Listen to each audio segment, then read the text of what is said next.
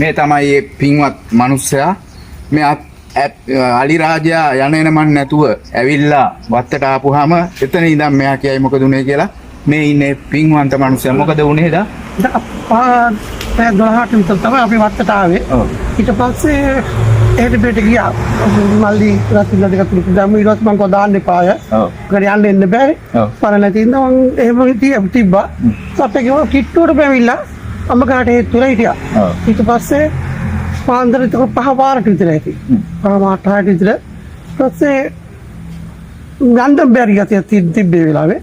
ඊට පස්සේ මම කිව්වා ඔබට යන්න බැර මුදිය ගනින් කොහොමද කියලා. විනාඩි 5ක් ගිහින් ඇතර මෙහෙම මුදිය ගත්තා. ඔයා කියනවාට පස්සේ නිදාගත්තා.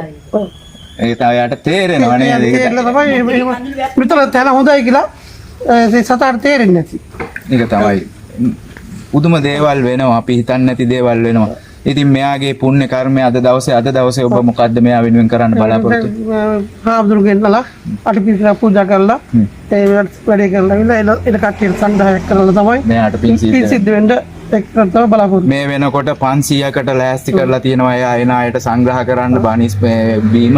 ඒ වගේම මේ භූමිය දීලා මේ අර කුරිරුතර පාපරයන් පාපතර මිනිස්සු හමුවේ මේ වගේ දෙවිවරුත් ඉන්නවා කියලා මට පෙන්වන්න ඕනේ ඉඳ කිව්වේ. අද මෙයා මේ සියලුම දේ මෙයා තමයි මැදිහත් වෙලා කරන්නේ.